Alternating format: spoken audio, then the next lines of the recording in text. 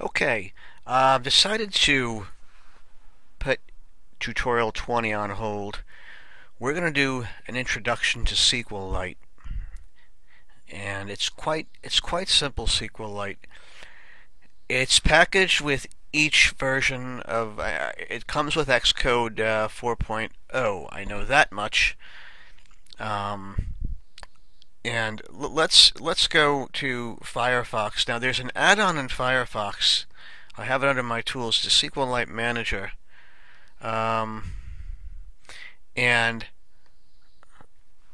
you have this little manager in SQLite. We're going to create a new database here. You can get this SQLite manager. I'm just going to go over here for a minute.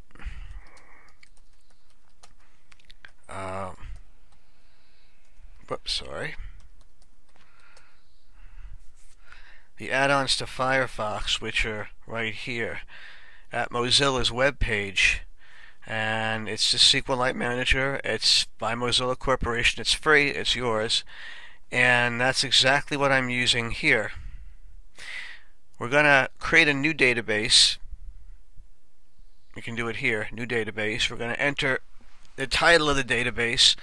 We're going to call this my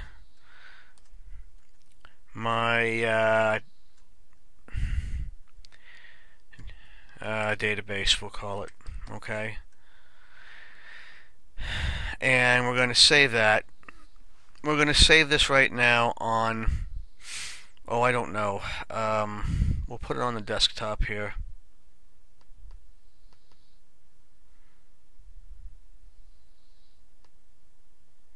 And there it is right there, my database. And the SQLite databases are .sqlite, S-Q-L-I-T-E. If you want to know what version this is, by the way, it's SQLite Manager 0.77, and the author and the license and so forth, version 1.1. I'm going to just go back to that quickly, whoops, for a second. So you see, I'm kind of faster. I don't want to be too fast, but the Mozilla public license is version 1.1. I suppose if you click on it, it'll give you the definitions for all of that. Okay. So we have here this master table list here. You don't really touch that SQLite master list table. And then you have tables here. There's nothing here. Triggers, which are helpful. We'll talk about them later. Indices or indexes and views. Alright, so we are going to try and what we're going to do is we're going to take the web view and build a database to fill the table view.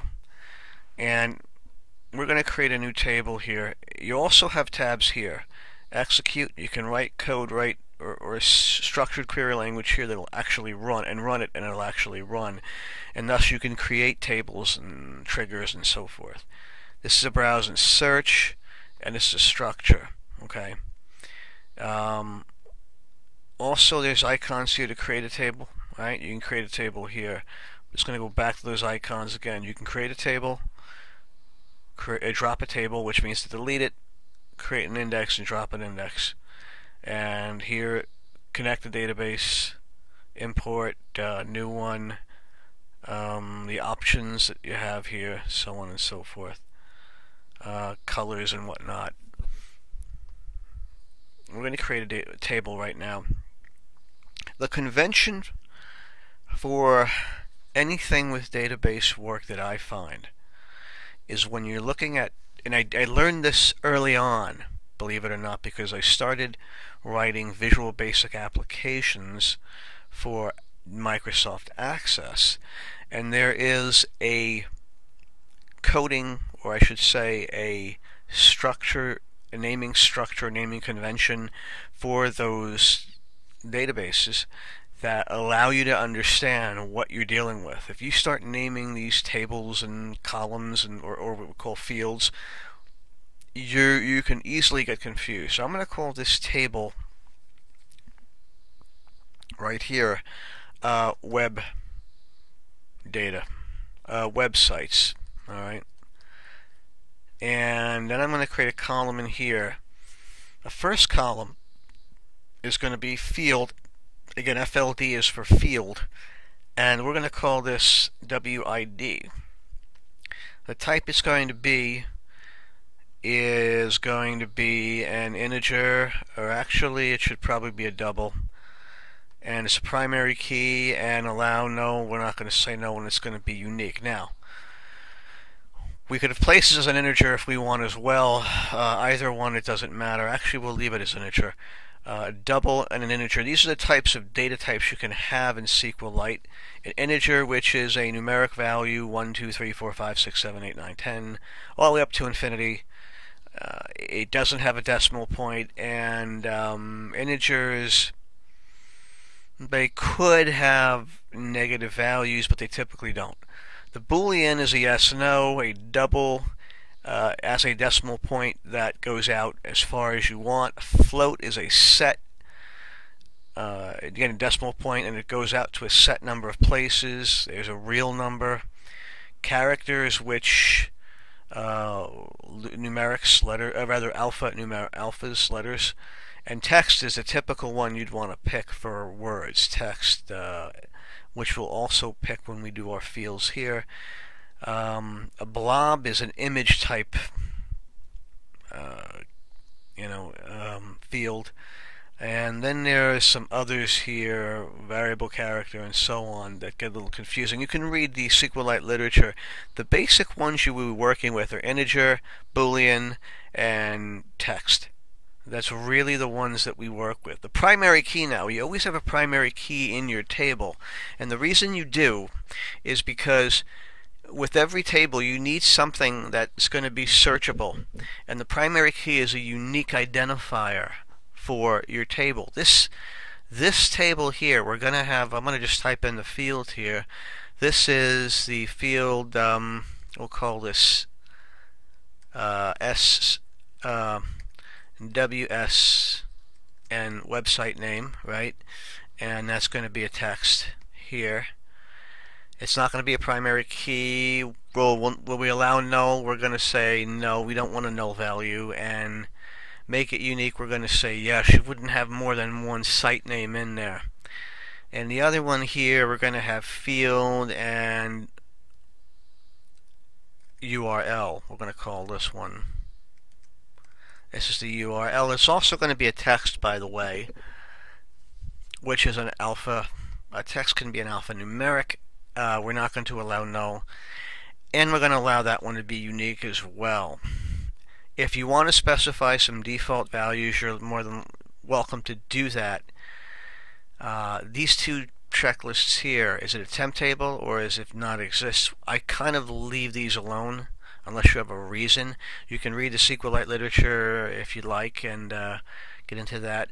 So this is a simple table. We have a primary key for the web ID, we have the website name, and then we have the URL, which is the actual link to it. We're going to create that. Alright, it's going to ask me if I'm sure, and it creates it. I'm going to just highlight on this now.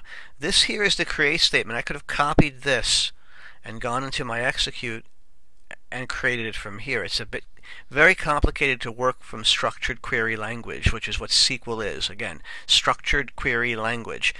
And select statements, and there's delete statements, and there's insert statements, and so on and so forth. I know how to work from that. I can write that. It's pretty simple for me, but I'm not going to get into it with you. The easiest way is to create your table from here, and then you can modify your columns from here if you want by selecting the row, double-clicking. You want to edit or drop the column, you can do that as well and go in there. Notice our primary key is here. These are not primary keys. We have our types here. We can't have it null. There's no default value. And we have this, notice too, our first column is 0, our second is 1, and our third is 2.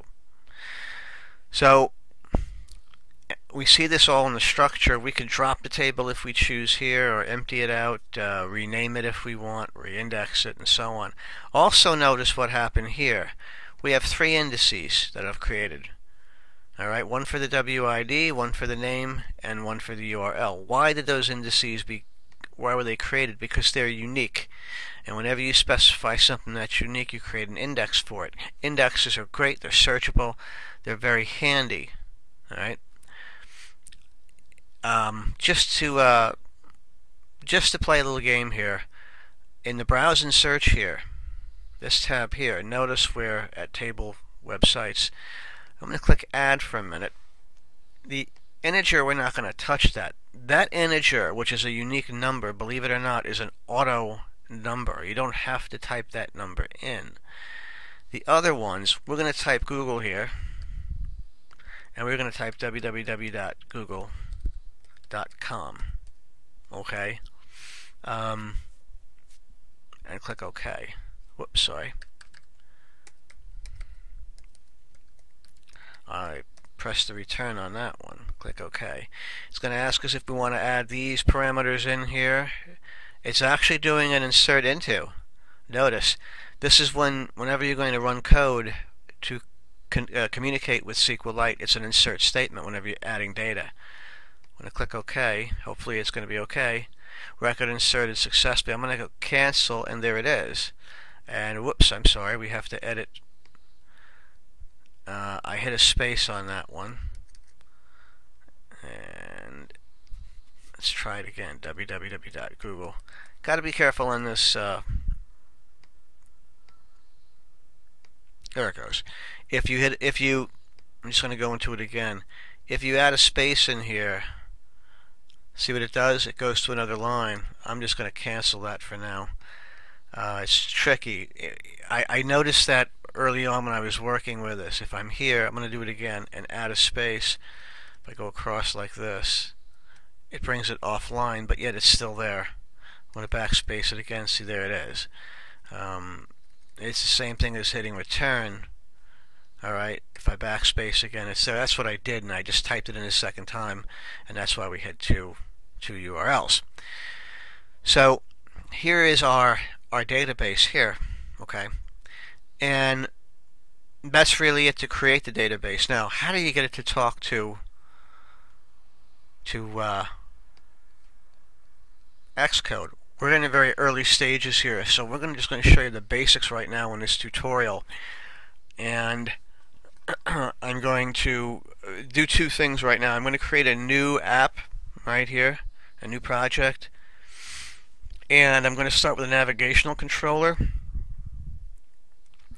which is here, navigation-based application. This way I don't have to add the navigational controller. I could start from the view-based and then add everything by hand.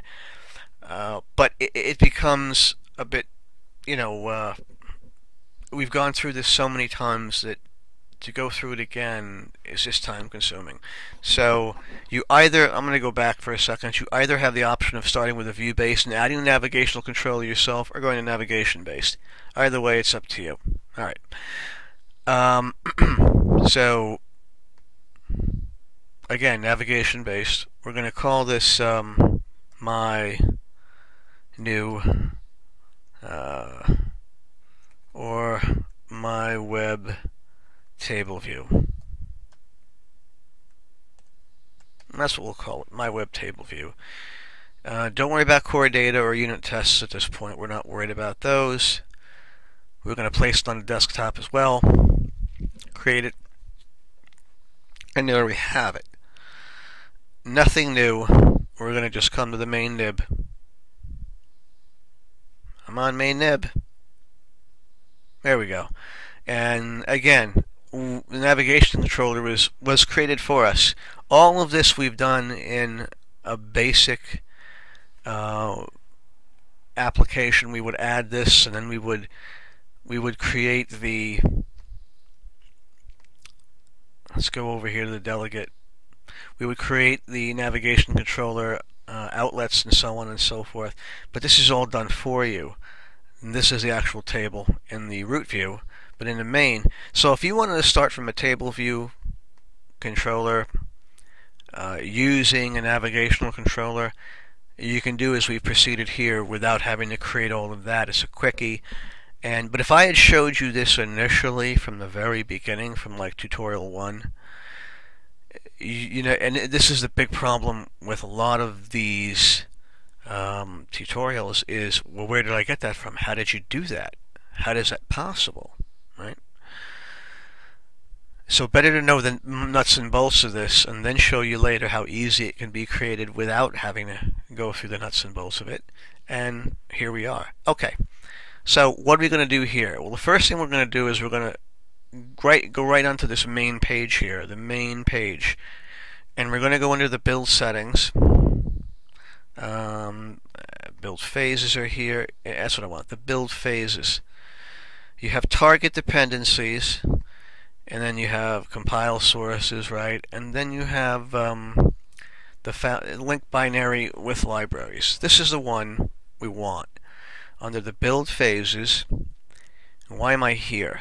Right now, this application has 3 frameworks: the UI kit, user interface kit framework, foundation framework, and a core graphics framework. The only 3 associated with it. We're going to add an item. We're going to type in the word SQLite, and we're going to see 2 of them here. 2 libraries here. The one we want is the one I've highlighted here. Now, how do I know that? I want the one that says Library SQLite 3.0. And why there are 2, I do not know, and I cannot answer that for you. But we're going to add it right there. It's going to be part of our framework. If you want, you can drag this right over to our supporting files. And what we're going to do here, I think, is create folders, a new group called, we're going to rename this one Views, right? I'm going to drag and drop my nibs to that just to organize some stuff. It's really nice to be organized, and you really should. Over here, I'm going to create a new group called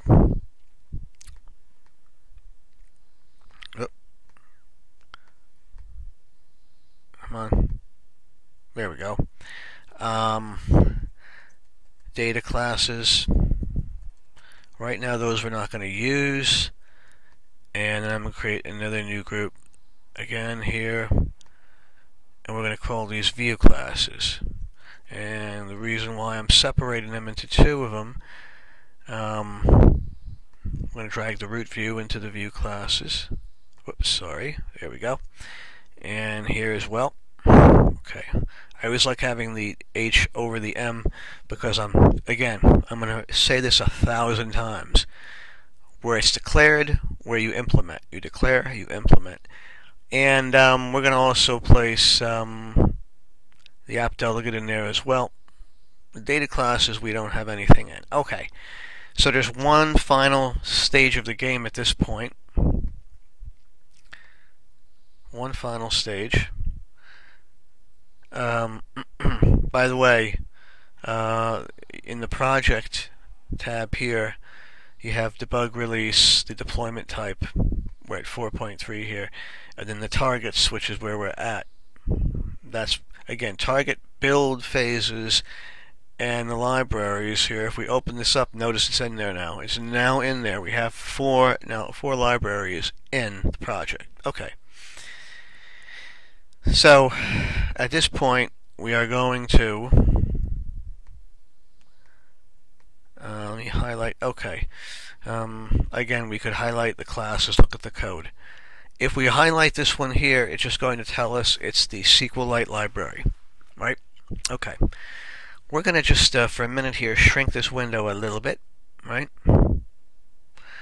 And remember the database that we added to our, see if we can find it here.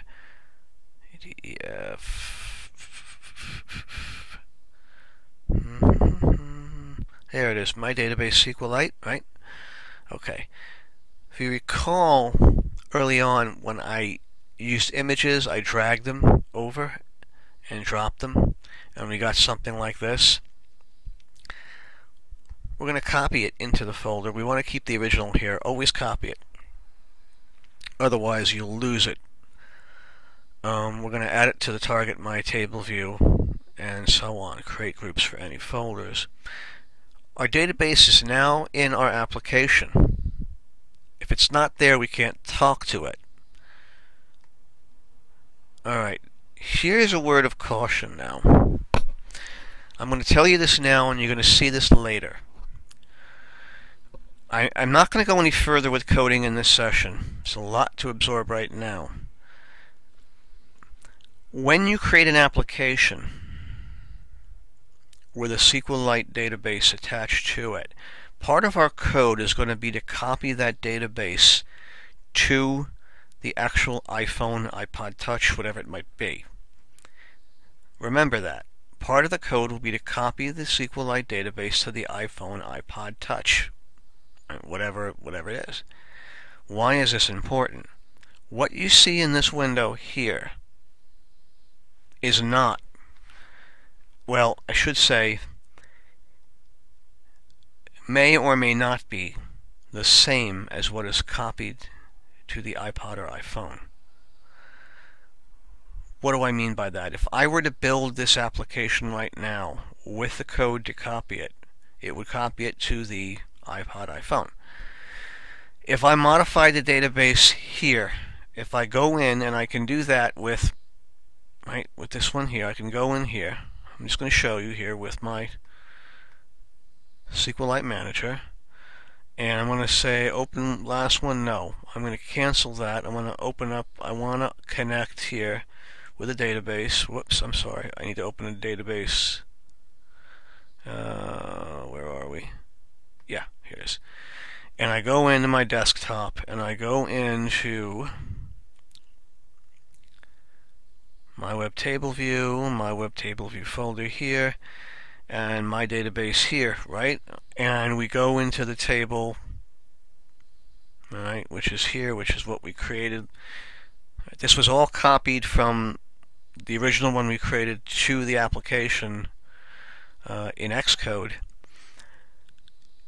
and see that we have all of that information that was copied over. Now, if I change this here while it's in the Xcode folder, if I do that, think about this for a minute. I'm going to close it. If I do that, if I copy, if I modify it here, all right, even if I run and build the application again, if I do it 100 times, but the application was built once, the copy that is on your iPhone or iPod is from the initial build of the code. Alright, we'll go through it again. If I build it once, whatever database is copied to my iPhone or iPod, alright, that is there permanently, so long as the application is on my iPhone or iPod. If I make modifications to this database here, it doesn't change what's on the iPod or the iPhone. I have to delete the application on the iPod, iPhone, and rebuild and recopy it. So let me close out here with that. We're going to do that on, we're going to do that in a, let's try to do it in an open office example for you. I want to stress this now so you understand the dynamics. Let's do it in a drawing, the dynamics of it, right? Okay. Whoops, sorry. Go back. I want to, okay. I'm going to take, alright, I'm going to say that this is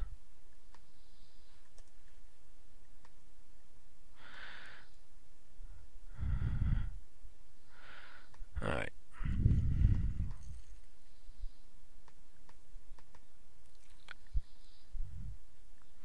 This is the SQLite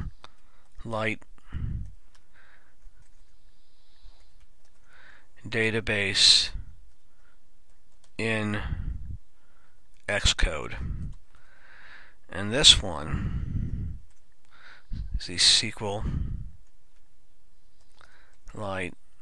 database copied, whoops, I'm sorry, copied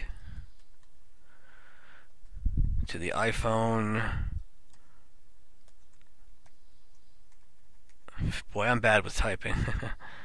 And iPod Touch, I get better, right? Now, on the initial build, we're going to call this first build. Oh, you can't see that. First build. On the first build, it copies it. If they're right, very first build, when I build the application, the database is copied from Xcode to the iPod iPhone on the very first build. If I modify this database or anything in it, it can't be copied back to it. It sees what's built on the iPhone iPod simulator. I have to then delete if I want, and I'm going to just place another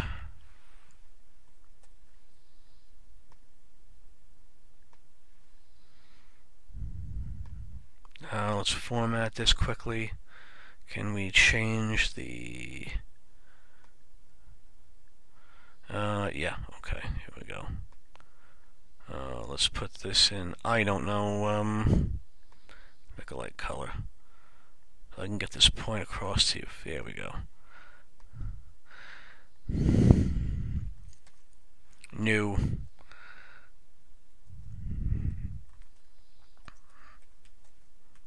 DB version iPod/iPhone.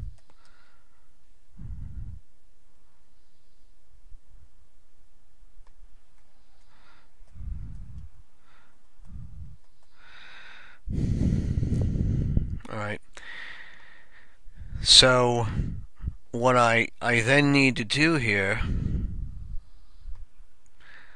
is I would need to delete this one. This one has to go. Or delete the application to be more precise. So I'm going to type in here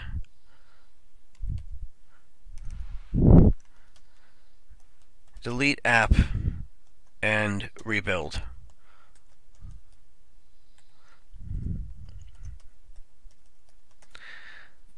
So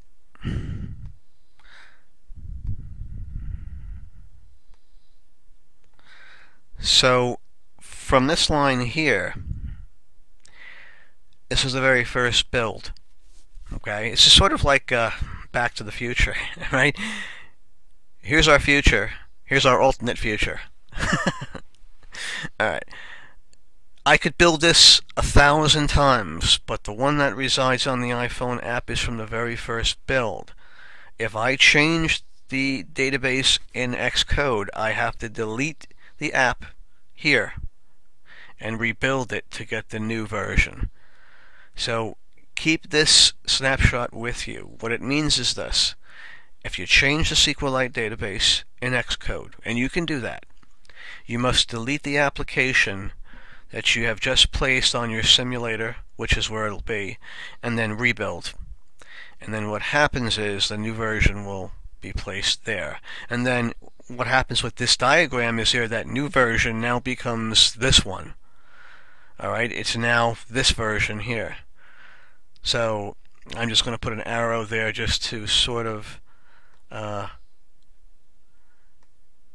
this now becomes this one, and then the cycle repeats itself. So if I want to then take off the new version I just put on, I've got to delete the app again, modify, rebuild.